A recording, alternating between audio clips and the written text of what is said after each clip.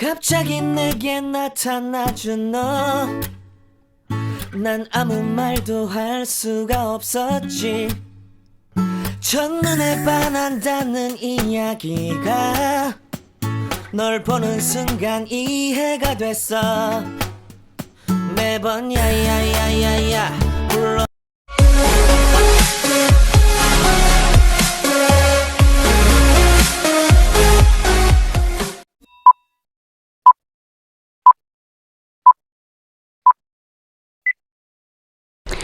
Hello mga kabhebhes! Welcome back again to our channel. So today, nandito tayo sa Santin Farm. And so makikita ninyo yung mga sunflower and everything.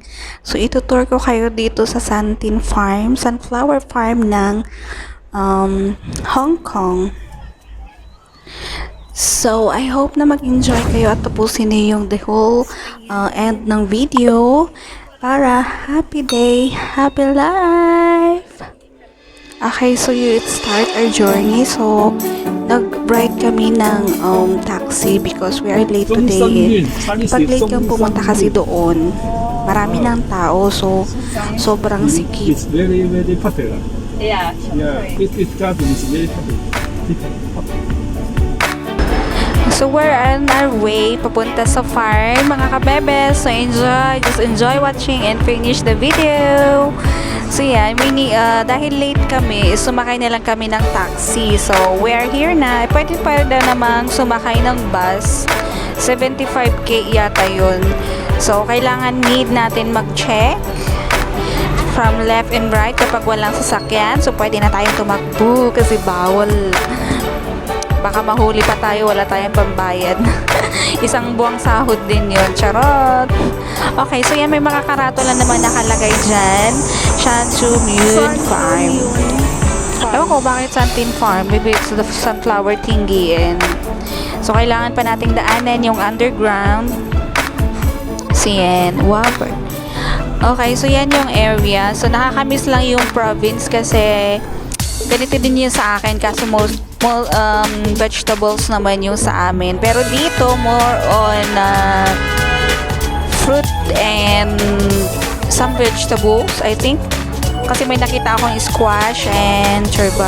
So, yung mga bahay is talagang as in probinsya siya. Compare sa city na ang tataas ng mga buildings like 20 floor, 15 floor, 100 floor. Meron pa pero hindi ko napuntahan yun.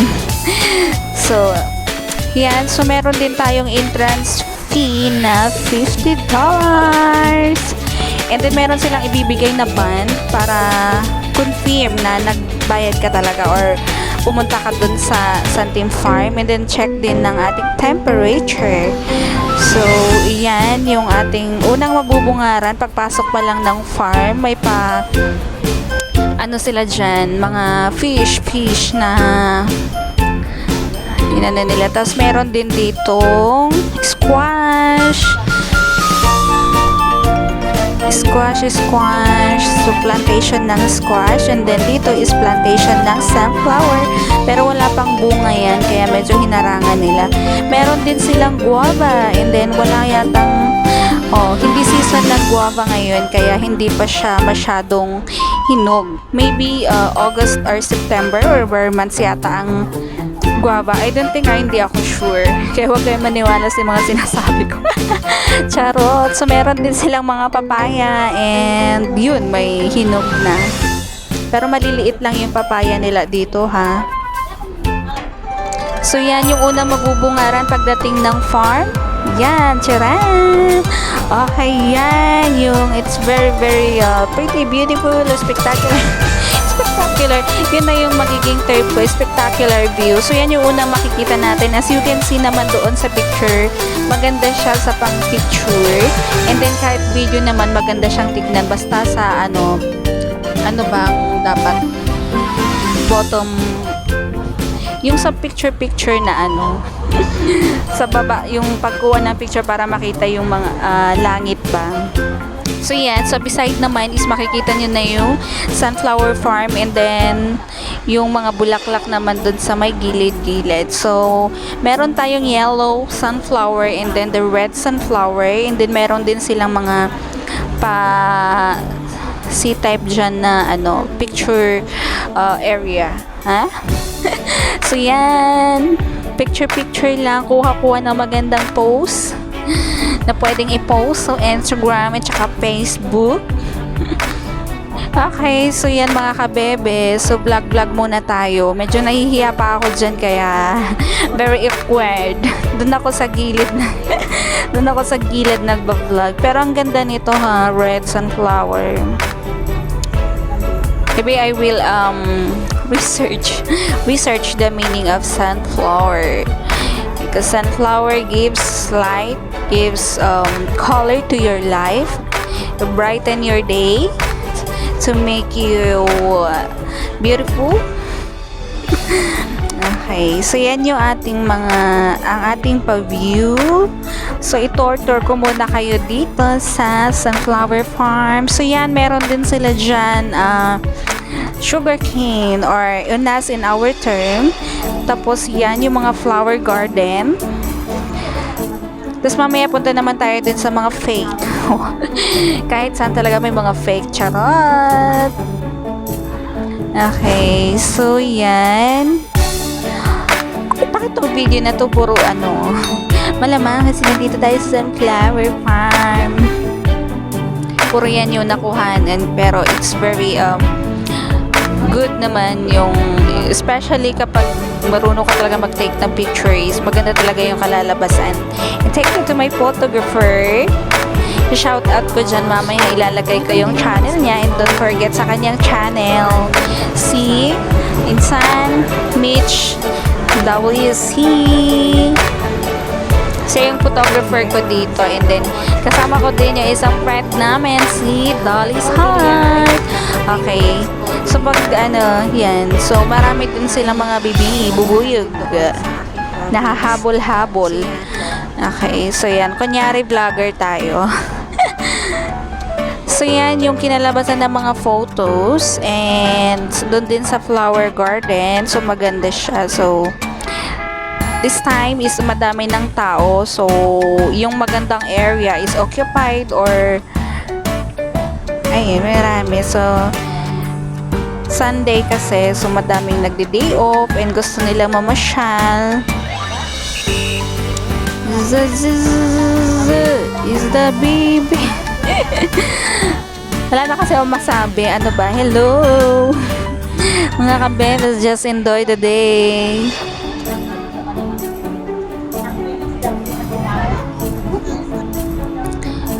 It's a beautiful life. It's a beautiful love that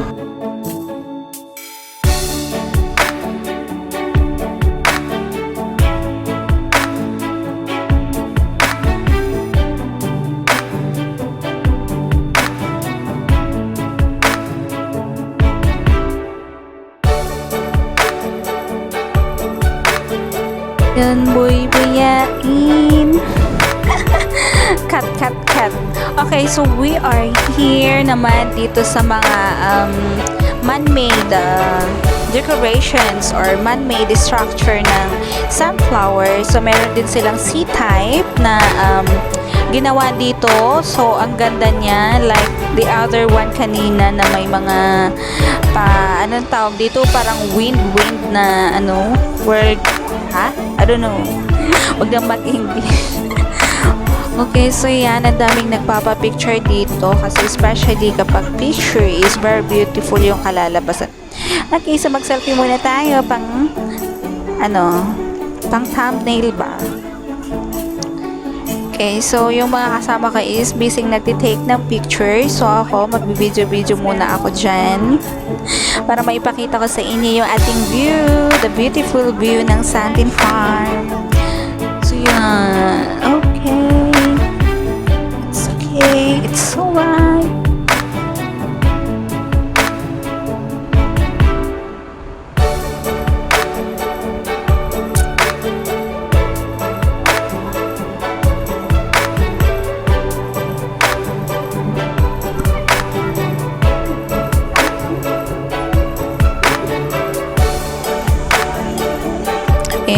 meron silang pang-heart shape dyan. So, finish na kami sa aming pamamasyal. So, while going home, nakapag-change outfit na rin kami.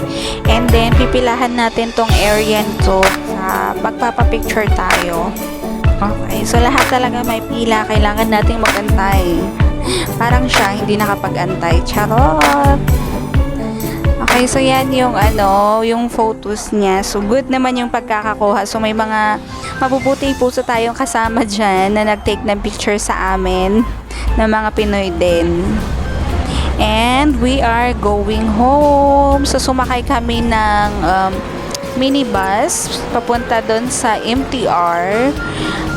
And then, we are here at the mall. So, magmumalling muna kami dahil gutom na talaga kami sobra. And the time is, I don't think, it's 12 o'clock, 12 p.m. So, maghahanap lang kami na makakainan para makabusog naman yung aming mga tiyan. Kasi gutom na. Okay, so, yan. Mamimili lang ng aming kakainin. So, it's very tiring kasi sobrang init doon sa labas. Buti na lang sa mall malamig. Parang siya biglang lumamig. Charot. Ang init-init tapos biglang lumamig. Okay, so pili-pili lang. So mag-order na si sister and then si Sisi Dolls and then yan na yung aming voucher. May siya, tomato sauce, may beef, may vegetables, and then the rice. So, sobrang sarap nito. As in, hindi ko na malayan na naubos ko pala yung food. Mapapanood nyo yan later. So, yan, start na tayo. At sobrang healthy na natin kasi ang dami na mga baby fats. Charot! Very funny. Okay, so, mamaya papabilisin na natin yan para makakain tayong maigi. So, enjoy lang kayo dyan. Voice over muna ako. So, ang dami naming daldal. It takes 1 hour yata kaming kumain bago naubos yung food namin. So, nag-enjoy lang sa kwentuhan. So, yun. So, yan. Naubos yung food after an hour of eating. Simot na simot. Buto-buto na lang ang natira.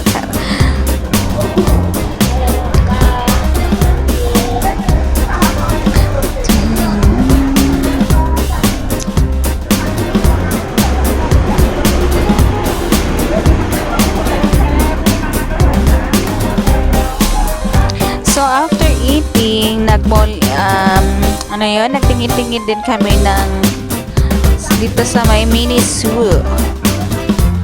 Pero wala kaming binili. Nag-take lang ng video. Charot. So, yan. It's time to go home.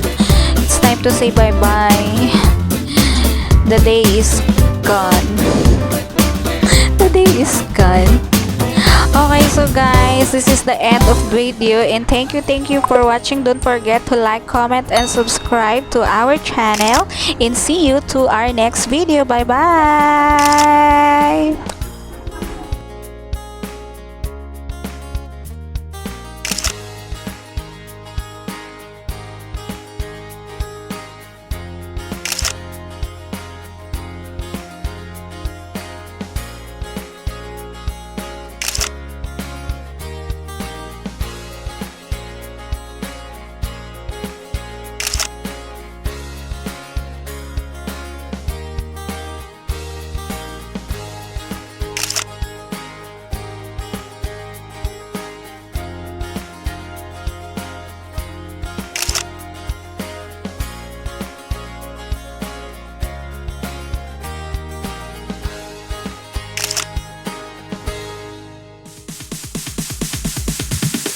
Sorry, it's DJ.